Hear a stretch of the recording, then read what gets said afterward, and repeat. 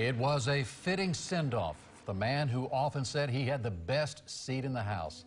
That's our helicopter Eagle 8 doing a flyover during a celebration of life service for our friend and colleague Paul Lamison, who you often heard reporting from inside Eagle 8. Paul died unexpectedly 2 weeks ago after suffering a heart attack, his death taking all of us by surprise. He was just 57 years old, a beautiful wife and family, and he was so full of life. Hundreds gathered to remember and celebrate Paul's life tonight. His wife and their 3 daughters were among those who spoke at that service. Justin Shecker was there for the tribute and joins us live tonight in South Tampa. Justin. Jen and Keith, good evening to you both. There was not a dry eye during the celebration of Paul Lamison's life, and there was so much love in there for Paul's family and a man who leaves behind a tremendous legacy at WFLA and here in Tampa Bay.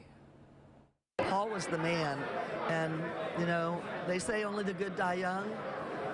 This is living proof of it. In a room filled with photographs, baseballs, and Hawaiian shirts all around, Paul Lamison's family, friends, and colleagues past and present celebrated a life well lived that sadly ended too soon. There's a great history to be recorded here,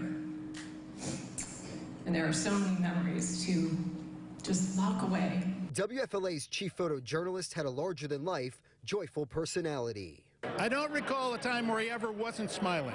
And he had a passion for his craft that he shared with so many journalists during his nearly 30-year career. Paul's legacy is the impact that he's left on Tampa Bay, whether that's the viewers for WFLA or the hundreds and hundreds of journalists that he's mentored throughout his career. When Paul's journey began at WFLA in May 1993, It made an immediate impression, first of all, because he was so stylish with his black socks and Hawaiian shirt. While shooting and editing thousands of stories over the years, Paul had the ability to connect with people. He was able to capture genuine moments because people felt comfortable with him, seeing him as a person with a camera and not a camera person. With his famous foot hanging out of Eagle 8, Paul became WFLA's trusted eye in the sky. He loved being in the chopper. I mean, that was like nirvana for him. He was always a natural in front of the camera. He really was. And really what you saw in the Eagle is who he was. His first news director, Dan Bradley, says every newsroom needs someone like Paul who can light up the room. And we do a lot of things that are not easy to deal with. And to have someone like that around to kind of keep your spirit up and remind you that you're a human being and there's a whole lot more to life than the story you just came back from covering. Paul is also remembered as a proud girl dad who cherished the love of his life, Nerissa. In my opinion, you live big and you love big.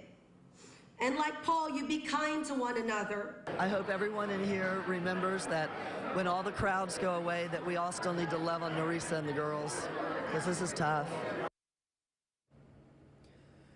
And the photojournalists who worked with Paul over the past 3 decades all wore Hawaiian shirts during this ceremony, another fitting tribute for an irreplaceable member of our WFLA family.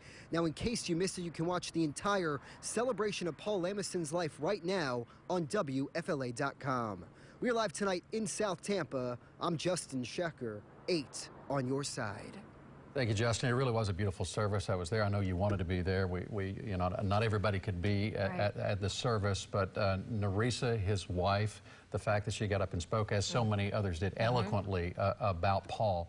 I mean, she said some powerful things there, not the least of which being to treasure the time you have with those you love and live big. Paul did that. We're going to miss him quite a bit, but his legacy lives on. There's a scholarship fund, right? There is, that's right, a scholarship fund designed to help journalism students, and it has been created in Paul's memory. The initial goal is to reach $100,000, and if you would like to donate, we have a lot more information on WFLA.com.